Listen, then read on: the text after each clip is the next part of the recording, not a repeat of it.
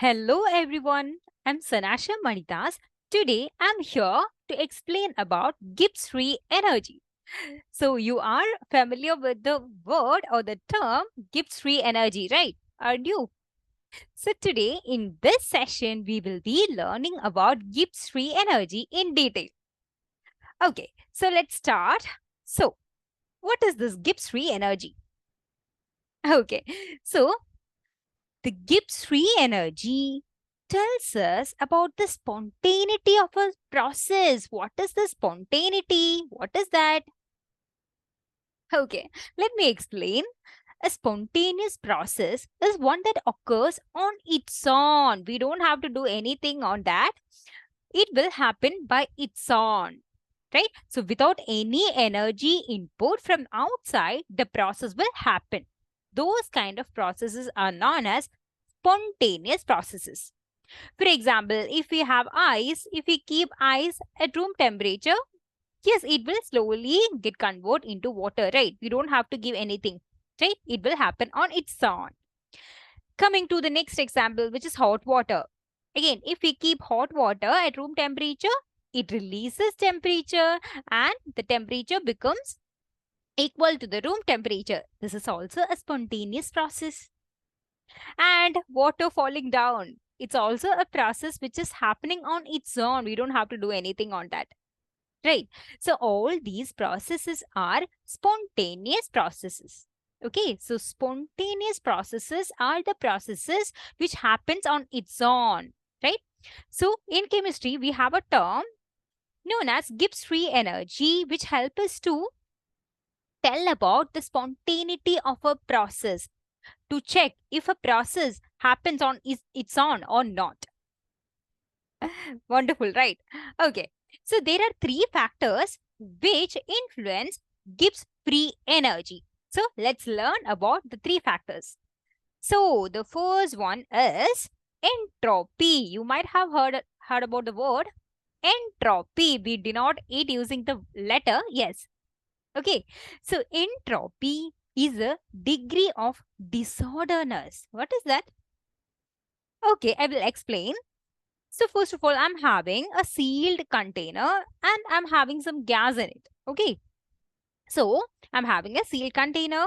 At one part, I'm having some gas in the container. When I remove this lid, what will happen? Yes, the gas molecule slowly escape to the other side of the container, right? So when all the gas molecule escape from the first chamber to the second chamber, the gas molecules are getting more freedom to move around because the volume of the container is increasing. So it will be having more freedom, right? So the disorderness increases here, right? So in the first case, there was only less disorderness. But in the second case, yes, when I opened the lid, yes, the disorderness increased, right? So in the first case, we can see that the entropy is small there because we know entropy is the degree of disorder, right? So in the first case, as the gas molecules are more ordered, here the entropy is small. So we have negative sign for the entropy here. And in the second case, as the gas molecules are more free, the disorderness is increasing, and here we have the simple positive for entropy. So if entropy is increasing, we have to think that yes, the freedom is increasing. The disorderness is increasing, right? So in this case, the process was spontaneous, right? The gas moved to the other side of the chamber by its own, right?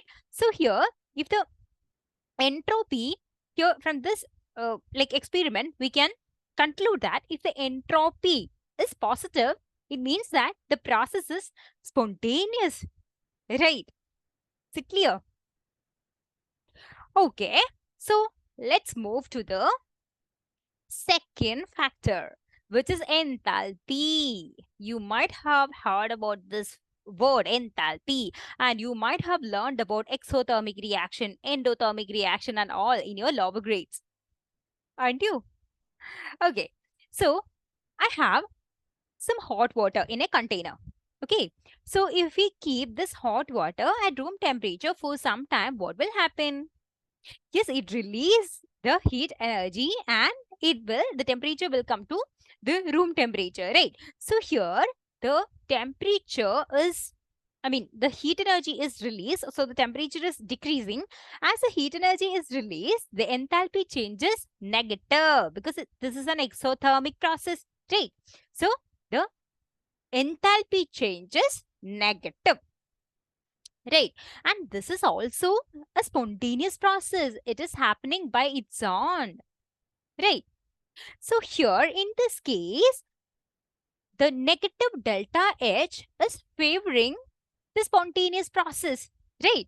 So from this experiment or a simple process, we can conclude that if the enthalpy changes negative, the process can be spontaneous, right? Okay, so moving to the third factor, which is temperature. Okay, so here I'm having some ice cubes. Okay, so when we give temperature to the ice cubes, what will happen? The ice cubes absorb the temperature and it start to melt, right? So here, the temperature is changing, right? It's absorbing heat energy to melt, right? So there is change in temperature and the change in temperature is favoring the process, right? So here the change in temperature is making the process fast and it's happening on its own. So this is also a spontaneous process, right? So the third factor is temperature. So from that, what we can conclude? Yes, what we can conclude? Yes, actually, the three factors which are enthalpy change, entropy change, and the change in temperature favors spontaneous processes, right? All these three are the factors which affect or determine the spontaneity of a process, right? Okay, let me give you another example. Okay, so what is happening here? Yes, actually here, ice is absorbing heat and it's melting, right? See here delta H is positive, right? Because in this process, heat energy is absorbed. So this is an endothermic process, right? But in the case of hot water, we have learned that exothermic process was favoring spontaneity, right? But here, this is an endothermic process. Still, this is spontaneous. Oh, this is a big problem, right? So in some cases, positive enthalpy change or endothermic processes is favoring spontaneity, but in some other cases, exothermic processes are favoring spontaneity, right? So, yes, what is the exact thing actually? Okay, so we can conclude that only the delta H change, the enthalpy change it cannot only determine the spontaneity of a process. So enthalpy or entropy simply cannot explain or give an idea about the spontaneity of a process. So in this scenario, what we should do? Okay, let me give you the answer. Okay, what is happening here? Okay, there was a scientist known as Joshua Willard Gibbs. He blended all these factors like enthalpy change, temperature change, and entropy change. He put all these factors in a mixer and he blended and he got a new term actually that is known as Gibbs free energy, right? So he could find that only the enthalpy change or entropy change or change in temperature cannot explain the spontaneity of a process. It's the difference between enthalpy change and the product of temperature and entropy change determine the spontaneity of a process, and he termed that quantity as Gibbs free energy. You got it? Okay, so simply enthalpy change or entropy change or temperature cannot explain the spontaneity of a process. It's a difference between the enthalpy change and the product of entropy change and temperature give an idea about the spontaneity of a process.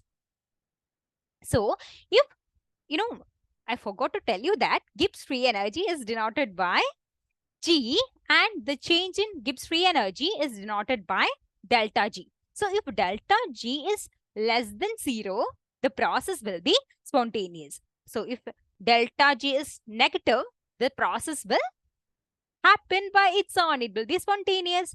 If delta G is positive or greater than 0, yes, the process will not be spontaneous. It will be non-spontaneous. And if delta G is 0, yes, it will be in equilibrium. Is it clear now? Okay, I hope it's clear. So moving to the important points that we should remember. So we have already learned that if delta G is less than 0, the process will be spontaneous. If delta G is greater than 0, the process will be non-spontaneous. And if delta G is equal to 0, it will be in equilibrium. Okay. And if delta H is negative and delta S is positive, if the enthalpy change is negative and entropy change is positive, then the process will be spontaneous, right? And if delta H is positive and delta S is negative, the process will be non-spontaneous. Okay, let me explain it. See, here we have the equation delta G equals delta H minus T delta S. Clear? So, if delta H is negative, and delta S is positive. If delta S is positive, the whole term will be having negative sign only, right? So negative and negative. So the whole delta G will be negative only. Clear? And coming to the second case, if delta H is positive and delta S is negative, negative into negative will be positive. So the whole term will become positive. So positive and positive, it will give positive result for delta G. So delta G will be positive. Clear? Okay, I hope it's clear. So thank you for being with me for this time. Thank you. Thanks a lot. I hope everything is clear.